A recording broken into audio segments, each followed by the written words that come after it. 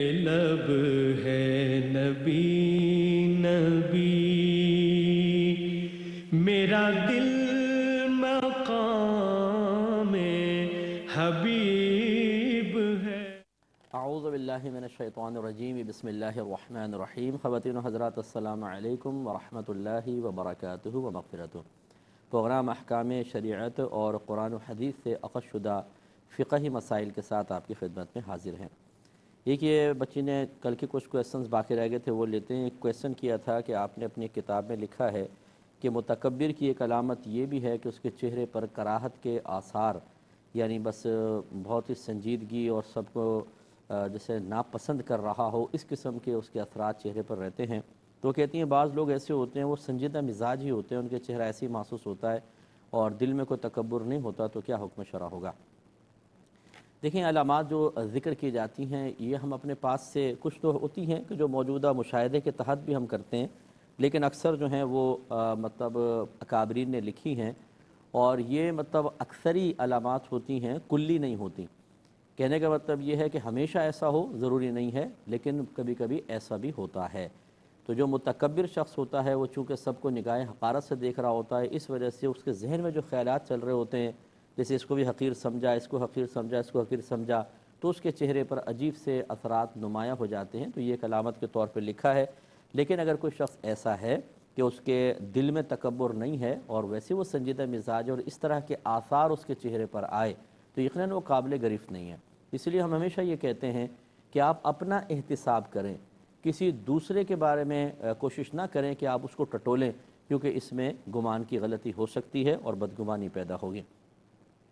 ये कहते हैं सुना है कि जब हम ख़रीद व फ़रोख्त करते हैं तो कीमत कम करवाना हसनैन करीमैन की सुन्नत है, क्या ये ठीक है? तो बिल्कुल ये सही है, बल्कि ये हर हमारे बुज़ुर्ग की सुन्नत है। हमारे अकाबरीन को ऐसा नहीं था कि जाके धोखा खा लिया करते थे, बारगेनिंग करते थे बाकायदा, फिर किसी मुनासिब कीमत पर मुतमईन होकर उस चीज़ को लिया करते थे। तो अच्छा है, बाज़ औक़ात सामने वाला जो है वो जानबूझकर ज़्यादा कीमत बताता है, उसे पता है कि ग्राहक थोड़ा सा कम ज़रूर करवाएगा, तो वो इजाफ़ी बताता है, तो इसमें कोई हर्ज नहीं है, कम करवाना अच्छी बात है। और कहते हैं कि महंगे दामों ख़रीदना किसी अमीर से, अगर महंगे दामों किसी अमीर शख्स से आप कुछ ख़रीद रहे हैं, तो किसी ने कहा कि ये गोया कि अपना पैसा ज़ाया करना है। तो ये पैसा ज़ाया करना नहीं होता। जब आप चीज़ को ख़रीद रहे हैं तो ठीक है, आप उस चीज़ के बदले में दे रहे हैं, तो पैसा ज़ाया करना तो नहीं कहलाएगा। हाँ, ये ज़रूर है कि जब एक चीज़, वही चीज़ आपको किसी एक मार्केट से मिसाल के तौर पर सस्ती मिल सकती है, लेकिन आप जानबूझकर किसी और मार्केट से ख़रीदते हैं जिससे वो महंगी मिलती है। वह बस होता ये है कि हम सुनाना चाहते हैं हमने फ़ुला मार्केट से लिया, फ़ुला मार्केट से लिया। यूँ ज़्यादा कीमत देना मुनासिब नहीं है। लेकिन ये देखिए कि जो बड़ी मार्केट में आदमी बैठा है वो भी पैसा कमाने के लिए बैठा है, वो भी अपने बच्चों के लिए कमाने के लिए, हलाल रिज़्क़ के लिए बैठा हुआ है। तो अगर आपने इधर दिया या उधर दिया, तो बहरहाल दोनों रिज़्क़ हलाल कमा रहे हैं, और इसी तरह अल्लाह ताला एक से दूसरे को रिज़्क़ पहुँचाता है, तो इसको पैसा ज़ाया करना नहीं कहेंगे। आप अगर किसी बड़ी मार्केट से ख़रीदते हैं, नीयत यही करें कि चलो मेरे पैसे से एक मुसलमान भाई का फ़ायदा होगा। यकीनन जो बड़ी मार्केट्स में बैठते हैं उनकी दुकान की किराए भी ज़्यादा होते हैं, दीगर उनको मतलब चीज़ों में जो एक्सपेंसेस होते हैं वो ज़्यादा हो जाते हैं, तो चीज़ की कीमत बढ़ ही जाती है। इसको पैसा ज़ाया करना नहीं कहेंगे। हाँ, ये ज़रूर है कि अगर किफ़ायत शिआरी के साथ ख़रीद व फ़रोख्त करना चाहता है तो इन नामो नमूद को ना देखे, बल्कि ऐसी मार्केट से ख़रीद ले जहाँ से कुछ चीज़ उसको सस्ती मिलेगी। ये कहती हैं कि क्या अगर किसी मकाम सित्र को छू लिया जाए तो क्या वुज़ू टूट जाता है? ये कहती हैं हमने सुना है, तो अगर बच्चे को मतलब उसके सफाई वगैरह करवा रहे हैं तो क्या इससे भी माँ का वुज़ू टूट जाएगा? देखिए, इससे वुज़ू टूटने का कोई ताल्लुक़ नहीं है। ये बल्कि एक सहाबी ने नबी करीम सल्लल्लाहु अलैहि वसल्लम से बिल्कुल बेआइनी यही क्वेश्चन किया, तो मेरे आका सल्लल्लाहु अलैहि वसल्लम ने इरशाद फरमाया कि मकाम सित्र भी तो आपके जिस्म के बाकी हिस्सों की तरह एक हिस्सा है, यानी उसको छूने से कोई वुज़ू पे कोई फ़र्क नहीं पड़ता। बिला ज़रूरत छूना नहीं चाहिए, लेकिन कोई इससे फ़र्क नहीं पड़ता। इस तरह से माँ बच्चे को धुला रही है, अगर फ़र्ज़ कर लें कोई नजासत लग भी जाती है, वुज़ू नहीं टूटेगा, सिर्फ उतने हिस्से को पाक कर लें, बस ठीक है, वुज़ू अपनी जगह पर कायम रहेगा। ये कहते हैं कि बाद वक़्त सजदा कर रहे होते हैं और सजदे में चेहरे पर दुपट्टा आ जाता है, तो क्या हुक्म शरा होगा? तो कोई मसला नहीं है, अगर पूरा चेहरा ढक भी गया और ये उज़र है क्योंकि आप सजदे में गई, अचानक दुपट्टा चेहरे पर आ गया, तो इससे नमाज में कराहत ऐसे नहीं पैदा होगी। वो तो शुरू से ही अगर कोई मुकम्मल तौर पे ढाटा वगैरह یعنی نقاب کر کے نماز پڑھے تو یہ منع ہوتا ہے، تو بس وہ سجدے میں تو تھوڑی دیر ہی ہوتی ہے، بعد میں ہٹا لیں تو اس سے نماز پہ کوئی فرق نہیں پڑے گا۔ یہ کہتے ہیں کہ اتنا باریک دوپٹہ کہ ویسے اس کو یوں کر کے دیکھیں تو وہ ہاتھ تھوڑا سا ظاہر ہوتے ہیں، لیکن سر پہ ڈالیں تو بالوں کی سیاہی وغیرہ ظاہر نہیں ہوتی، اس دوپٹے کے ساتھ نماز پڑھنے کا کیا حکم ہوتا ہے؟ دیکھیں باریک کی تعریف ہی یہ ہے، اگر آپ کو زمین پہ بچھا دیں تو اس کے نیچے کی زمین بالکل واضح طور پر نظر آ رہی ہو، اسے کہتے ہیں باریک کپڑا۔ یہ کپڑا اگر پہن کے نماز پڑھی تو پھر نہیں۔ ویسے تو آپ ایک چادر بھی اگر لیں گی، اس کو اگر روشنی میں جا کے ہاتھ پہ ڈال کر دیکھیں تو ہاتھ کی حیت آپ کو واضح طور پہ نظر آئے گی۔ بس اصول یہ رکھیں، اس کو زمین پہ بچھا کر دیکھیں، اگر نیچے کی زمین بالکل نظر نہیں آ رہی تو یہ موٹا کپڑا ہی کہلاتا ہے، اتنے موٹے کو پہن کر نماز پڑھ سکتی ہیں۔ لیکن اتنا باریک دوپٹہ کہ زمین پہ بچھائیں تو نیچے کی زمین ظاہر ہو، یہ اگر پہن کے نماز پڑھی تو یہ ستر کی حفاظت نہیں کر سکے گا اور نماز خلاف سنت ہوگی۔ ایک انہوں نے کہا کہ بعض اوقات جیسے ہم واش روم جا رہے ہیں تو باہر داخلے کی دعا پڑھ لی، اب لیکن اس سے پہلے کہ داخل ہوتے پھر ہمیں کوئی کام یاد آیا، پہلے کام کرنے چلے گئے، واپس آئے تو کیا دوبارہ دعا پڑھنی ہوگی یا پہلے والی دعا کافی ہے؟ دیکھیں دوبارہ پڑھ لیں، کیونکہ اصول تقریباً یہی ہوتا ہے کہ جب آپ کسی چیز کی ابتدا کے لیے کچھ پڑھتے ہیں تو اس سے متصل اگر عمل ہوتا ہے تو یہ ان دونوں کا تعلق قائم ہوگا، ورنہ نہیں۔ جیسے نیت ہے، آپ کھڑی ہوئیں کہ نماز کی نیت میں کرتی ہوں، آپ نے نماز کی نیت کر لی، اچانک بیل بج گئی، آپ گئیں کھول کر واپس آئیں تو وہ پہلی نیت کافی نہیں ہوگی، جدید نیت کرنی ہوگی تاکہ عمل اس کے ساتھ متصل ہو۔ اسی طرح آپ نے دعا پڑھی ہے اور پھر آپ کسی کام پہ چلی گئیں تو دوبارہ پڑھیں تاکہ اگلا عمل اس سے متصل ہو، تو یہ دعا گویا کہ اسی کے لیے کہلائے، تو دوبارہ پڑھ لیں اور اس میں کوئی اتنا بڑا ٹائم بھی نہیں لگتا ہے، نہ محنت لگتی ہے۔ ایک کالر ہمارے ساتھ ہیں، السلام علیکم۔ السلام علیکم جی وعلیکم السلام۔ مفتی صاحب، کیا سوالات ہیں؟ پہلا سوال یہ ہے کہ ہمارے گھر کے پاس ایک قبرستان ہے، اس کی مٹی اتنی نازک ہے کہ میت کو دفن کرنے کے بعد تھوڑے دن کے اندر اندر ہی چھت اس کی گر جاتی ہے قبر میں۔ تو بعض لوگ ایسے کرتے ہیں کہ منہ تک پھول بھر دیتے ہیں مٹی سے اور بعض لوگ نکالتے ہیں اور اس طرح سے کرتے ہیں، تو اس میں کیا طریقہ کار درست ہے؟ اور اگلا کوشچن یہ ہے، کل میں نے کوشچن کیا تھا، وہ جو بیوہ خاتون سود کو جائز سمجھ کے لے رہی ہیں تو وہ کافی عمر رسیدہ ہیں، اگر وہ بغیر توبہ کے ان کی ڈیتھ ہو جاتی ہے تو ان کے جنازے اور دفن کے حوالے سے کیا حکم ہوگا؟ اور اگر ان کے گھر والے دنیا داری نبھانے کے لیے سوئم اور ان کا 40واں کرتے ہیں تو ان میں رشتہ داروں کا شرکت کرنا کیسا ہے؟ اور میرا اگلا کوشچن یہ ہے کہ حضرت ابو طالب کے بارے میں کیا عقیدہ رکھنا چاہیے؟ اور میرا اگلا کوشچن یہ ہے کہ جو بچے ہمارے خاندان میں ایسے بچے بھی ہیں جو ذہین نہیں ہیں لیکن ان کے والدین ان کو بہت مہنگے اسکولوں میں داخل کروایا ہوا ہے اور وہ اتنا زیادہ پیسہ خرچ کرتے ہیں لیکن ان کو جب سنا جاتا ہے بچوں کو کچھ بھی نہیں آتا ہے، تو ایسے بچوں کے اوپر والدین کا پیسہ لگانا اور کیا کیا شرعی حیثیت ہے اس حوالے سے؟ اور میں انشاءاللہ عرض کرتا ہوں۔ ایک اور کالر ہیں، السلام علیکم۔ السلام علیکم۔ جی وعلیکم السلام۔ جی ہلو، اگر مقصد فرمائیے گا، اگر کسی شخص نے چینک کے بعد الحمدللہ کہا لیکن اس کی آواز دور سے آئی، جیسے گھر میں 2-3 کمرے ہوتے ہیں، تو اب کیا اس کے قریب جا کے جواب دینا واجب ہوگا؟ اور اگر کوئی شخص قرآن، ذکر، دعا، کھانے یا نماز کے انتظار میں ہے اور اسے کوئی شخص سلام کرے تو کیا اب جواب دینا واجب ہوگا؟ دوبارہ اور بولیں، کچھ لوگوں کو یہ والا دیکھا ہے، سوال دوبارہ بولیں۔ ہلو جی، یہ والا سوال دوبارہ بولیں جو دوسرا کیا نا آپ نے۔ اگر کوئی شخص قرآن، ذکر، دعا، کھانے یا نماز کے انتظار میں کھانا کھا رہا ہے یا نماز کے انتظار میں ہے اور اسے کوئی شخص سلام کرے تو کیا اب بھی جواب دینا واجب ہوگا؟ جی۔ اور کچھ لوگوں کو دیکھا ہے کہ جب ان کے ہاں کسی کا انتقال ہو جائے تو میت کو تدفین سے 2 گھنٹے پہلے غسل دیتے ہیں، جیسے کسی کا رات کو عشاء میں انتقال ہوا تب صبح غسل دیں گے، تو مطلب وہ اتنی دیر اس لیے کرتے ہیں کہ کہیں ایسا نہ ہو کہ کسی وجہ سے کفن خراب ہو جائے، تو اس بارے میں آپ کیا فرمائیں گے؟ جی۔ السلام علیکم ورحمۃ اللہ وبرکاتہ۔ ایک اور کالر ہیں، السلام علیکم۔ السلام علیکم۔ جی فرمائیے۔ مفتی صاحب، مجھے بہت خوشی ہوئی ہے آپ سے بات کر کے۔ اچھا چلیں، ہمیں بھی خوشی ہوئی کہ آپ کی کال مل گئی، ارشاد فرمائیے۔ میں دبئی میں لگاتار 4 سے 5 ماہ سے آپ کا پروگرام دیکھتا ہوں۔ جی فرمائیے، سوال آپ سے، جی کویشچن کیجیے۔ سر جو آدمی خودکشی کر لیتا ہے، جیسے گولیاں وغیرہ کھا لیتا ہے، تو اس کا نماز جنازہ پڑھنے کے لیے کیا ہوگا؟ اور بس سر، بہت شکریہ۔ میں انشاءاللہ عرض کرتا ہوں۔ ایک اور کالر ہیں، السلام علیکم۔ وعلیکم السلام ورحمۃ اللہ وبرکاتہ۔ جی سر چند سوالات ہیں. پہلا سوال یہ ہے کہ جب ہم قرآن کی تلاوت کر رہے ہوتے ہیں بغیر وضو کے، جب سجدہ آئے تو سجدہ تلاوت ہوتی ہے تو ہمیں سجدہ کرنے کے لیے وضو کرنا پڑے گا کیا؟ جی. اور دوسرا سوال یہ ہے کہ جب ہم نماز پڑھ رہے ہوتے ہیں، جب آئے تو سجدہ تلاوت ہو جائے، غلطی سے کوشش کرتے ہیں نہ، اور اگر ہو جائے تو پھر نماز کے بعد سجدہ کیا جا سکتا ہے؟ اس کا شرع کیا حکم ہوگا؟ ٹھیک ہے. اور اگلا سوال یہ ہے کہ بغیر امام کے نماز پڑھائی جا سکتی ہے؟ اور سر اور ایک اور کالر ہیں. السلام علیکم. وعلیکم السلام ورحمۃ اللہ. جی جی مجھ سے میرا پہلا کوشچن ہے کہ اگر کوئی شخص ظہر یا عشاء کی نماز کے 4 فرائض پڑھتے ہوئے قاعدہ اخیرہ کے بعد بھول کر 5ویں رکعت پوری پڑھ لے، تب اگر وہ ایک اور رکعت ملا لے تو کیا فرائض کے بعد کی 2 سنتیں ادا ہو جائیں گی یا نئے سرے سے سنتیں پڑھنی ہوں گی؟ جی.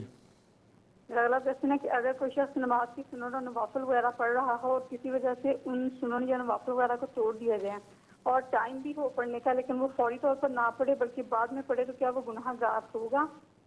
یعنی وقت میں نہ پڑھے بعد میں پڑھ لے یوں؟ جی اسی طرح. جی. اور میرا اگلا پرشن ہے کہ بعض کا آپ بہن بھائی آپس میں بے تکلفی کی وجہ سے دوسروں سے چیزیں مانگ لیتے ہیں اگرچہ ضرورت نہ بھی ہو، تو کیا یہ بھی بلا وجہ سوال میں آتا ہے؟ جی. میرا لاسٹ کوشچن ہے کہ کیا بچوں کے ساتھ جھوٹ بولنے کا بھی اتنا ہی گناہ ہے جتنا ایک بالغ شخص کے ساتھ جھوٹ بولنے کا گناہ ہے؟ اور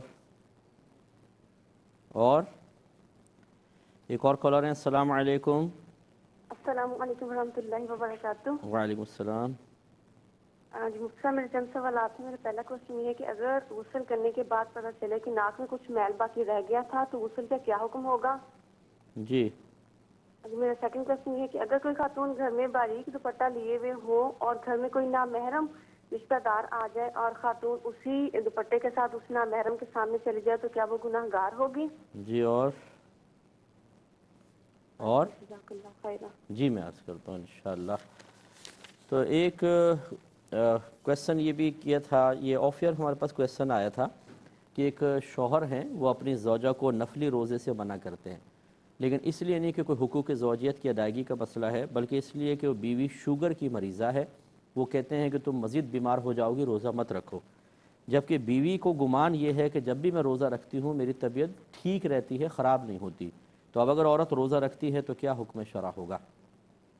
دیکھیں اس سلسلے میں اس طرح کا طرز عمل اختیار کرنا کہ شوہر کو یوں محسوس ہو کہ جیسے میری نافرمانی کر رہی ہے، ضد میں آ گئی ہے، جان بوجھ کے کہنا نہیں مان رہی ہے، لازم سی بات ہے کہ اس سے گھر کا ماحول خراب ہوگا. یہ کوئی ایسی مخفی بات تو ہے نہیں، یعنی کوئی ایسی پیچیدہ بات نہیں. اپنے شوہر کو اعتماد میں لے لیں کہ بھئی میں روزہ رکھتی ہوں، مجھے زیادہ بہتر محسوس ہوتا ہے، اگر آپ اجازت دے دیں گے خوش دلی سے تو بہت اچھا ہو جائے گا. ان کو اعتماد میں لے لیں، پھر روزہ رکھ لیں. تو اگر یہ روزہ واقعی ان کو نفع دیتا ہے شوگر میں تو پھر کوئی اس میں حرج نہیں ہے، شوہر کو راضی کر کے رکھ سکتی ہیں. اس طرح رکھنا غیر مناسب ہے، اس سے شوہر کی دل آزاری بھی ہوگی اور ہو سکتا ہے بدگمانیاں پیدا ہوں اور خواہ گھر کا ماحول خراب ہو. ایک مختصر سا بریک لیں گے، ہمیں یقین ہے آپ ہمارے ساتھ ہی رہیں گے. بسم اللہ الرحمن الرحیم. ایک بہن نے اور یہ کویسچن کیا تھا جو رہ گیا تھا، میرے سے توجہ نہیں رہی، کہ لوگ مجھ سے مختلف چیزیں مانگتے رہتے ہیں تو بعض اوقات میں پریشان ہو کر جھوٹ بول دیتی ہوں کہ میرے پاس وہ چیز نہیں ہے. تو اس طرح جھوٹ بولنا کیسا ہے؟ دیکھیں جب آپ یہ سمجھتی ہیں کہ آپ کے بار بار دینے سے کسی کی عادت بگڑ رہی ہے اور بار بار سوال وہ کرتے ہیں جو ناجائز ہے، انہیں نہیں پوچھنا چاہیے، نہیں چیزیں مانگنی چاہیے، اپنا خرچہ خود اٹھا لینا چاہیے، تو اس طرح اچھی نیت کے ساتھ جھوٹ تو ہم نہیں کہیں گے کہ صراحتاً آپ بولیں، بلکہ توریہ کر لیں. مثلا جیسے اندر رکھی ہوئے پوچھیں کہ بھئی وہ چیز ہے وہ ہمیں تھوڑی سی دے دیں، تو آپ کہیں میرے پاس نہیں ہے.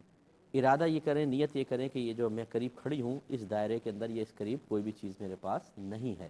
تو یوں مطلب توریہ کر لیں کہ وہ کچھ اور مفہوم سمجھیں اور آپ کوئی اور معانی لے رہی ہوں. لیکن یہ وہیں پر شرعاً جائز ہوتا ہے کہ جہاں پر آپ اور کوئی حل نہ پائیں. اگر اس طرح اب یہ کیونکہ بہت سے لوگ ہوں گے میری اس بات کو گھر کے اندر استعمال کرنے کی کوشش کریں گے ساس بہو کے خلاف، بہو جو ہے وہ ساس کے متعلق کہ بھئی ایسا کہہ لو تو شرعاً گرفت نہیں ہوتی. اس میں دیکھیں جب اس کو آپ کھیل بنا لیں گے یا ہر چھوٹی چھوٹی بات کے لیے اس طرح توریہ کرنا شروع کریں گے تو پھر اس میں بدگمانیاں پیدا ہوتی ہیں. وہ چیز اگر ظاہر ہو جاتی ہے کہ اس نے ہمیں دھوکہ دینے کی کوشش کی ہے تو انسان کا اعتماد متزلزل ہوتا ہے، لوگ ٹرسٹ نہیں کرتے ہیں، انسان بے اعتماد ہو جاتا ہے، ہر ایک ان مسائل کی گہرائی نہیں سمجھتا تو وہ کہیں گے تم نے جھوٹ بولا ہے، مکاری کی ہے، چالاکی کی ہے، اس طرح امیج خراب ہوتا ہے۔ تو خلاصہ کلام یہ ہے کہ ہر جگہ اس کو استعمال نہ کیا جائے، یہ بہت ہی مجبوری کی صورت ہوتی ہے کہ وہاں پر انسان اس طریقے سے کر سکتا ہے۔ تو امید ہے کہ انشاءاللہ آپ بات سمجھ گئے ہوں گے۔ ایک یہ کویسچن کیا تھا ابھی بہن نے، بچے نے کیا کہ ہمارے ہاں ایسا قبرستان ہے کہ وہاں پر عموماً چھت گر جاتی ہے، نرم زمین ہے، مٹی ہے، تو وہ کہتے ہیں بعض اوقات تو ایسا کرتے ہیں مردے کو رکھ کے اوپر تک مٹی بھر دیتے ہیں، کیا یہ صحیح ہے؟ تو ایسا بالکل شرعاً جائز نہیں ہے۔ جب اس طرح کی، یہ تو بالکل ناجائز صورت ہے، یقین یاد رکھیں۔ اس کا طریقہ کار یہ ہوگا جب اس قسم کا معاملہ ہو نا تو پھر اندر ایک دیوار کھڑی کریں، یعنی 4 دیواریں کھڑی کر لیں، باکس بنا لیں اینٹوں کا، اور پھر وہ مردے کو رکھ کر ان اینٹوں کے اوپر جب آپ سلیب رکھیں گے اس کے اوپر مٹی ڈالیں گے، انشاءاللہ کبھی نہیں بیٹھے گی۔ فقہاء نے ویسے تو اندر سے قبر کو پکا کرنا منع فرمایا، لیکن اس طرح کی جو زمین ہے، کچی زمین ہے، نرم زمین ہے، یا گیلی زمین ہے کہ پانی آ جاتا ہے رس کے، وہاں تو باقاعدہ آپ پلاسٹر والی زمین دیواریں بنائیں تاکہ اس سے رس کر اندر نہ آ سکے، مضبوط قسم کی دیواریں بنا کر اس میں، یعنی وہ ہو گڑھے کے اندر ہی مردے کو اندر رکھ کر اوپر سے بند کریں، پھر اوپر وہ تھوڑی سی مٹی ڈال دیجئے، تو اس طرح کا معاملہ کریں۔ لیکن یہ بالکل غلط ہے کہ پوری کی پوری قبر یعنی مردے کے اوپر مٹی ڈال کر اوپر تک اس کو بھر دیا جائے، یہ طریقہ بالکل خلاف شرع اور غیر مناسب اور مردے کے لیے انتہائی باعث تکلیف ہے۔ ایک یہ کہتے ہیں کہ کل ایک سوال کیا تھا کہ خاتون ہیں، بیوہ ہیں اور وہ عمر رسیدہ ہیں، لیکن وہ سود کو اپنے لیے حلال کہتی ہیں کہ بھی ہمارے لیے سود جائز ہے کیونکہ ہمارے پاس کوئی ذریعہ آمدنی نہیں ہے، تو اگر وہ خاتون انتقال کر جاتی ہیں تو ان کے جنازے میں شرکت کرنا کیسا ہے، اور ایسی اگر ان کے فاتحہ وغیرہ یا تیجا چالیسواں کیا جائے تو اس میں رشتہ داروں کے شریک ہونے کی کیا صورتحال ہے؟ دیکھیں میں نے کل ایک لفظ استعمال کیا تھا کہ اگر واقعی حقیقتاً سود ثابت ہو رہا ہے، بعض اوقات معنوی سود ہوتے ہیں، یعنی فقہا کہتے ہیں یہاں سود کا معنی پیدا ہو رہا ہے، اور ایک ہوتا ہے خالصتاً حقیقتاً سود کا پیدا ہونا۔ مثال کے طور پہ انہوں نے کہیں پر قرضہ دیا ہوا ہے، قرضے کے اوپر نفع لے رہی ہیں، جیسے گورنمنٹ کی ایسی کوئی اسکیمز ہوں، یہ تو خالصتاً سود ہے۔ باقی اور بہت سی، جیسے اب کاروبار میں پیسہ دیا اور فکس نفع رکھ لیا، جیسے 1 لاکھ روپے میں نے دیا اور کسی سے طے کر لیا کہ 2000 روپے مہینہ آپ مجھے دیتے رہیں گے، یہ تو کاروبار کے لیے میں نے پیسہ دیا اور واقعی انہوں نے کاروبار میں لگایا، لیکن اس کو بھی معنوی لحاظ سے فقہا سود کہتے ہیں۔ اس کا حکم تھوڑا سا ہلکا ہوگا، اور جس کی باقاعدہ مطلب پہچان، اس کی تعریف اور اس کا ذکر قرآن یا حدیث میں صراحتاً آ گیا، وہ خالصتاً سود ہوتا ہے، حرام قطعی ہوتا ہے، اس میں پھر ارتداد کا حکم ہوتا ہے۔ تو اس لیے پہلے تو یہ تعین کر لی جائے، ہم نے آپ کو اسی لیے مطلب یہ بتایا کہ اگر خالصتاً سود ہے، میں نے یہی لفظ استعمال کیا تھا کل بھی کہ حرام قطعی اگر ہے، واقعی وہ سود ہے، تو پھر یہ کہ مرتدہ کا حکم ہوگا، پھر تو اس کو جائز کہنا، تو یہ پہلے تحقیق مزید کر لیجئے۔ اب اگر فرض کر لیجئے کہ واقعی ایسا ہے کہ انہوں نے جو قرآن و حدیث سے صریح سود کی صورت ہے وہی اختیار کی ہوئی ہے اور اس کو وہ حلال اور جائز کہتی ہیں، تو بس پھر تو یہ بہرحال مرتدہ ہے۔ ہو سکتا ہے ان کے رشتہ دار آپ کی بات کو قبول نہ کریں، تو آپ احتیاط کریں، باقی لوگ اگر پڑھ رہے ہیں تو ان کی مرضی ہے۔ اسی طریقے سے ان کی فاتحہ وغیرہ کے لیے یا دعائے مغفرت کے لیے اگر کسی مجلس اور محفل کا اہتمام کیا جائے تو اس میں شرکت نہیں کرنی چاہیے۔ یہ اس لیے ضروری ہے، دیکھیں اگر یہ نہیں کریں گے تو لوگ اس طرح گناہوں پر اور خطاؤں پر دلیر ہوتے رہیں گے۔ دوسری بات یہ کہ کل کافی میں نے اس کے بارے میں سوچتا رہتا ہوں، مختلف مسائل کے بارے میں گزارش کرتا ہوں سب سے کہ ایسے جو آپ کے خاندان میں کوئی بہن بیوہ ہو جاتی ہیں اور ان کا ذریعہ آمدنی بظاہر نہیں ہوتا اور وہ سود کی طرف بڑھنے پر مجبور ہو جاتی ہیں، تو کیا یہ رشتہ دار جو اطراف میں ہیں، جو لوگ جانتے ہیں، کیا وہ گناہ گار نہیں ہوں گے؟ یقیناً گناہ گار ہوں گے۔ انہوں نے کیوں نہیں خیال کیا ان کا؟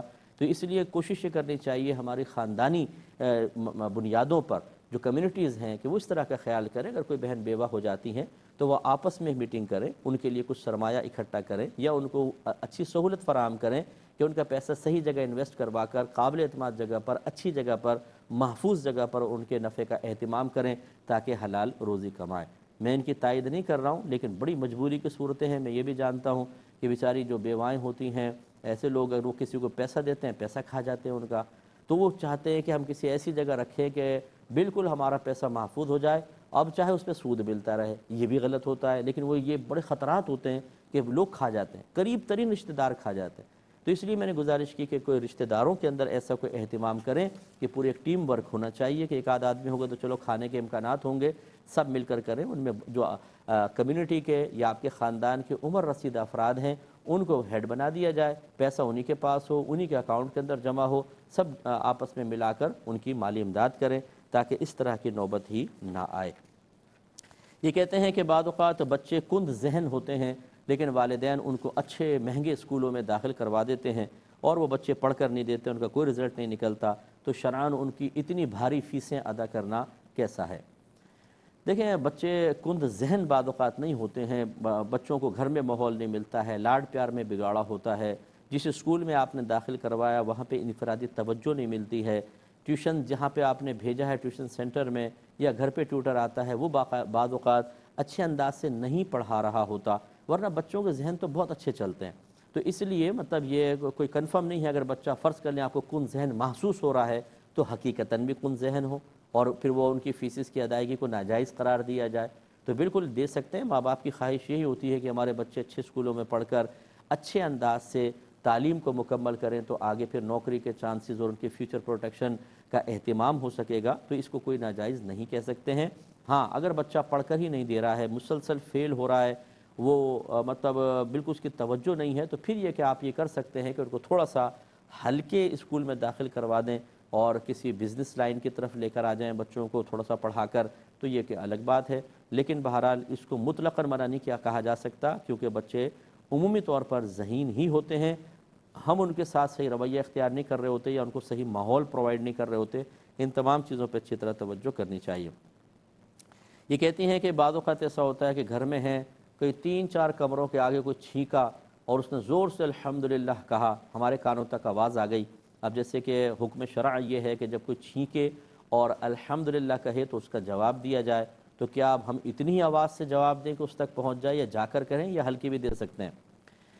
دیکھیں جواب جو ہے یہ اصل میں ایک دعا ہے، جیسے مرد اگر چھینکتا ہے تو یرحمک اللہ ہم کہتے ہیں اللہ آپ پر رحمت نازل فرمائے، تو یہ دعا آپ بہتر تو یہی ہوتا ہے کہ اس تک اس آواز پہنچے، تو آپ تھوڑا سا بلند آواز سے کہہ دیں یا اس کے پاس جا کر کہہ دیں۔ لیکن اگر بہت دور ہے یا آپ کو پتہ نہیں کون سے کمرے میں ہے یا چھینک مار کے وہ نکل گیا ہے تو پھر آپ آہستہ آواز میں بھی کہہ سکتے ہیں، اس میں کوئی حرج نہیں، لیکن جواب ضرور دے دیں، لیکن جواب اس کے کان تک پہنچے یہ اصل ہے، اور اگر پہنچانا ممکن نہ ہو تو پھر آہستہ ہی کہہ دیں۔ یہ کہتے ہیں کہ اگر کوئی قرآن پاک پڑھ رہا ہے، ذکر الہی میں مشغول ہے، کھانا کھا رہا ہے یا نماز کے انتظار میں جیسے لوگ بیٹھے ہوتے ہیں ان کو سلام کیا جائے تو کیا اب بھی جواب واجب ہوگا؟ دیکھیں یہ واجب نہیں ہوتا، بلکہ ایسے اشخاص کو سلام کرنا خلاف سنت ہوتا ہے۔ میں اپنے تمام ان بزرگوں سے انتہائی دائرہ ادب میں رہ کے گزارش کرتا ہوں جو مسجد میں جاتے ہیں اور ہال میں داخل ہو کر جو نماز کے انتظار میں بیٹھے ہوتے ہیں انہیں بلند آواز سے سلام کرتے ہیں، السلام علیکم، پھر جا کے آگے بیٹھ جائیں گے، حالانکہ یہ خلاف سنت ہے۔ جب آپ یہ خلاف سنت کام کر رہے ہیں، کیونکہ میرے آقا صلی اللہ علیہ وسلم نے ارشاد فرمایا جو نماز کے انتظار میں ہے وہ نماز میں ہی ہے، یعنی فقہاء نے اس کی تشریح بیان فرمائی کہ اس کو نماز کا ثواب ملنا شروع ہو جاتا ہے جو نماز کے انتظار میں آ کے بیٹھے۔ تو جیسے ایک نماز میں مشغول شخص کو سلام کرنا منع ہوتا ہے، ایسے ہی نماز کے انتظار میں جو شخص بیٹھا ہے یا قرآن کی تلاوت کر رہا ہے یا ذکر الہی کر رہا ہے یا فرض کر لیں غور و تفکر کر رہا ہے، کچھ بھی آپ کو بظاہر نظر نہیں آ رہا ہو، بیٹھ کے غور کر رہا ہے آخرت کے امور کے بارے میں، تو ان کو سلام کرنا خلاف سنت ہے۔ جب ہمارے یہ بڑے اس طرح خلاف سنت کام کرتے ہیں تو جو بچے اطراف میں بیٹھے ہوتے ہیں وہ چونکہ بڑوں کو دیکھ دیکھ کے سیکھ رہے ہوتے ہیں تو کہتے ہیں شاید یہ بھی کچھ سنت کے مطابق ہے، یہ وائرس ان میں بھی سرایت کر جاتا ہے۔ تو اچھی طرح یاد رکھیں خاموشی سے آ کر بیٹھیں، اس طرح سلام کرنا خلاف سنت ہے۔ یوں ہی جیسے گھر میں کوئی مشغول ہے اسے آ کے سلام کرنا غلط ہے، اور اگر کر بھی لیا ہے کسی نے تو جواب دینا واجب نہیں ہے۔ اب اس پر ایک اور مطلب یہ کہ ہے معاملہ کہ اگر کوئی شخص جواب نہیں دے رہا، وہ مشغول ہے، اس سے ناراض ہو جانا، ارے بھائی سلام کیا جواب تو دے دو، تو آپ نے خلاف سنت سلام کیا، اس پہ جواب واجب نہیں ہے، بلکہ اگر وہ اپنے عمل میں مشغول رہے تو بالکل ٹھیک ہے، وہ گناہ گار نہیں ہے، آپ گناہ گار ہیں۔ پہلے آپ نے خلاف سنت بولا یعنی سلام کیا، اور اب آپ اس کو برا بھلا بھی کہہ رہے ہیں، حالانکہ وہ شریعت کے تقاضے کے مطابق عمل کر رہا ہے، اس میں گناہ کا پہلو نکل سکتا ہے، تو ایسا ہرگز نہ کیا جائے۔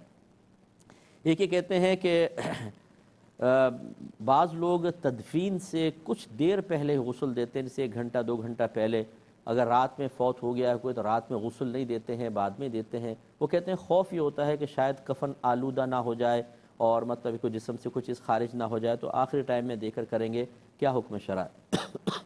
دیکھیں غسل اگر تدفین دیر سے ہی کرنی ہے تو غسل میں فوری طور پر جلدی کرنا یہ کوئی واجب نہیں ہوتا، اور یہ ایک اچھی سوچ ہے۔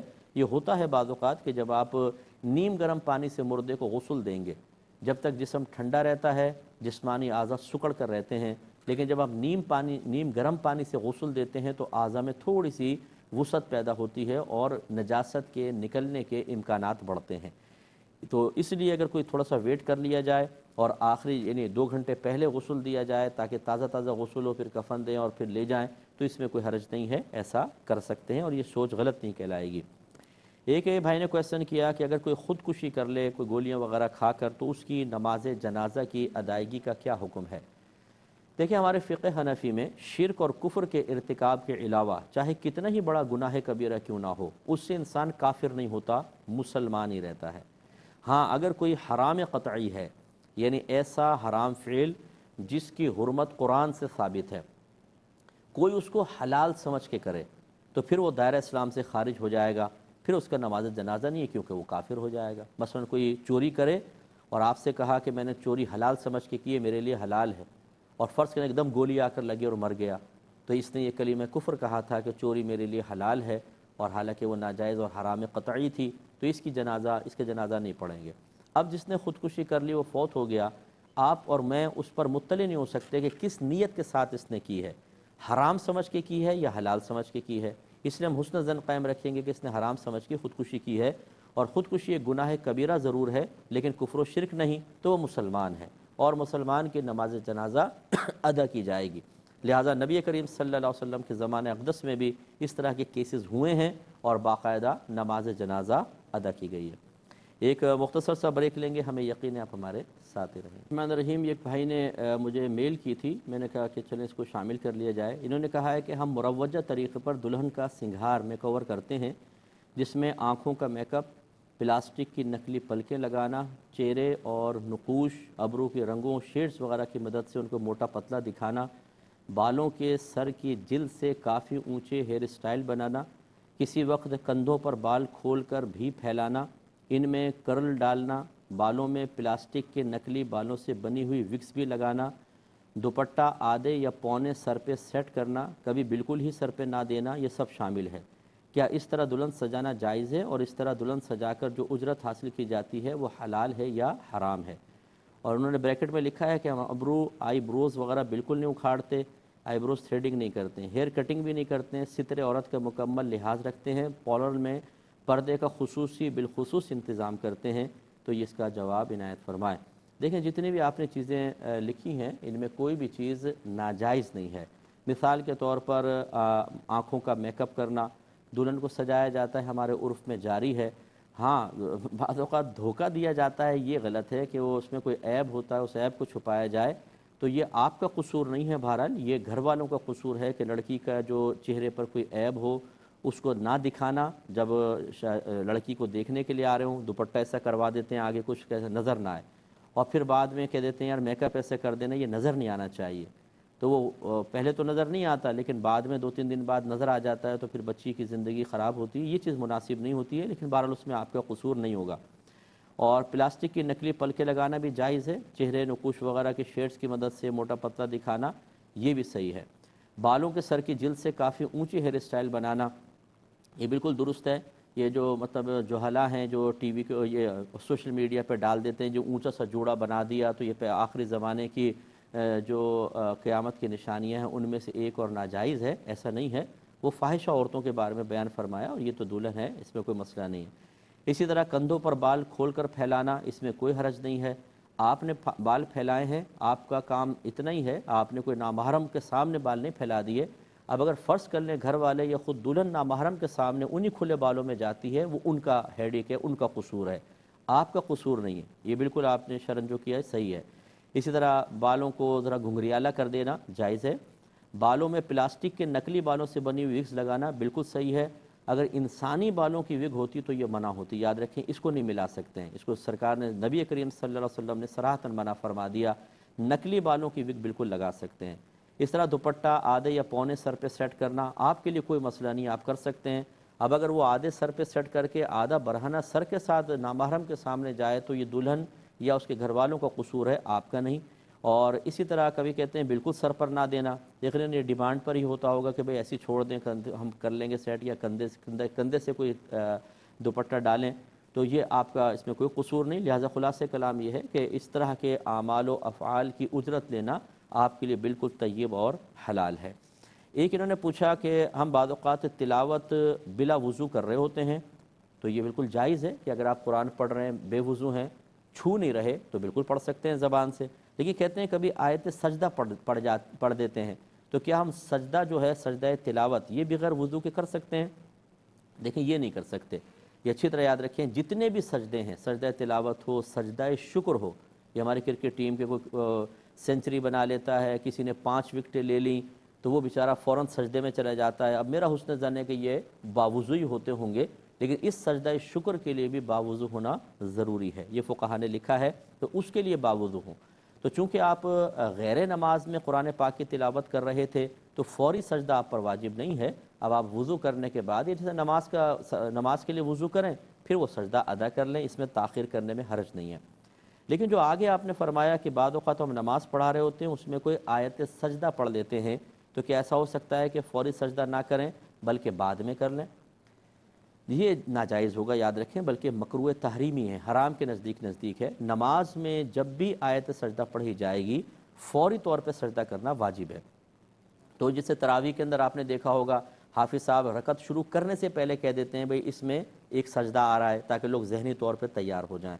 تو کوشش یہ کرنی چاہیے کہ جو عام نمازیں ہیں ان میں آیت سجدے والی، یعنی ایسی آیت جس میں سجدے کا ذکر ہے، وہ کریں ہی نہیں، پڑھیں ہی نہیں۔ لوگ ڈسٹرب ہوں گے بہت زیادہ، پیچھے کوئی آئے گا اس کو پتہ نہیں چلے گا، اگر دیر سے آیا کہ یہ کیا پڑھ رہے ہیں، کیا کون سا سجدہ ہو رہا ہے، تو اس لیے نہ۔ لیکن اگر آپ پڑھ دیتے ہیں غلطی سے، فرض کر لیں غلطی سے مراد یہ ہے کہ توجہ نہیں رہی، آپ نے پڑھ لی، تو بہرحال سجدہ فوری طور پہ کرنا واجب ہوگا، اگر آپ تاخیر سے کریں گے تو گناہ گار ہوں گے۔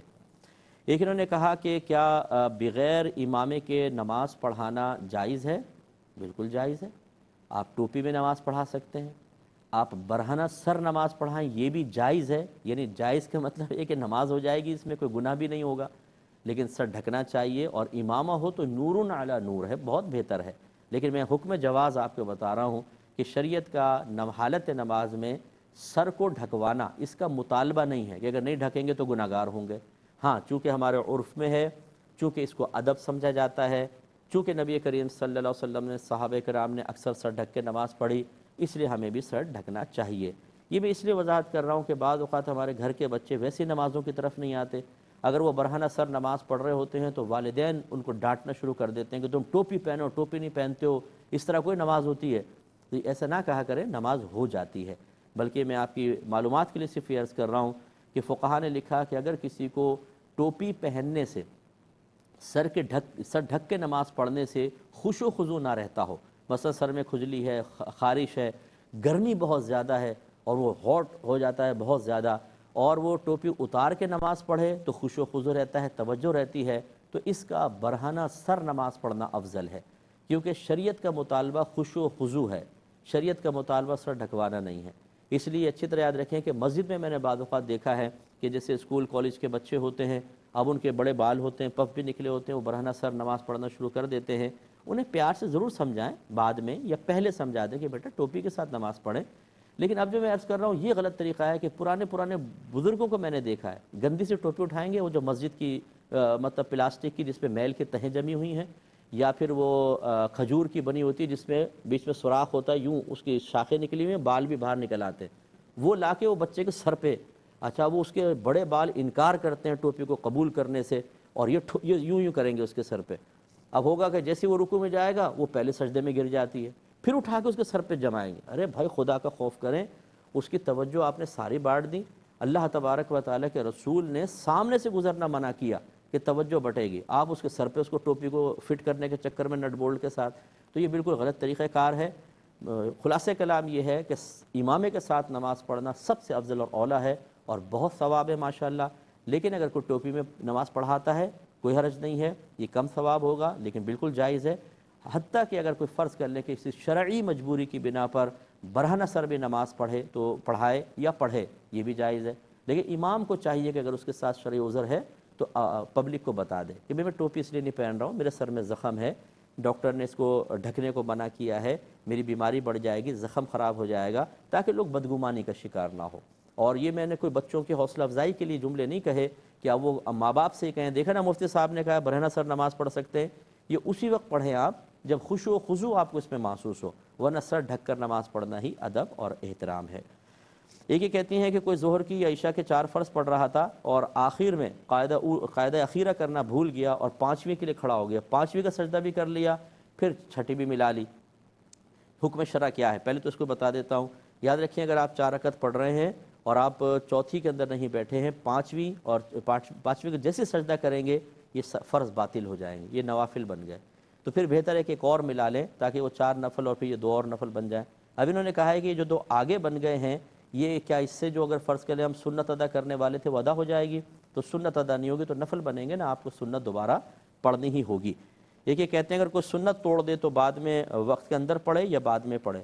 وقت میں پڑھ سکتا ہے اور بعد میں بھی پڑھ سکتا ہے۔ بڑی معذرت چاہتا ہوں کہ 2-3 کویسچن اب بھی رہ گئے ہیں، انشاءاللہ نیکسٹ پروگرام میں ان کو پہلے لیا جائے گا اور ان کے پہلے جواب دیں گے اگر زندگی رہی تو انشاءاللہ۔ اچھا کسی نے پوچھا تھا یہ پروگرام ریپیٹ کب ہوتا ہے؟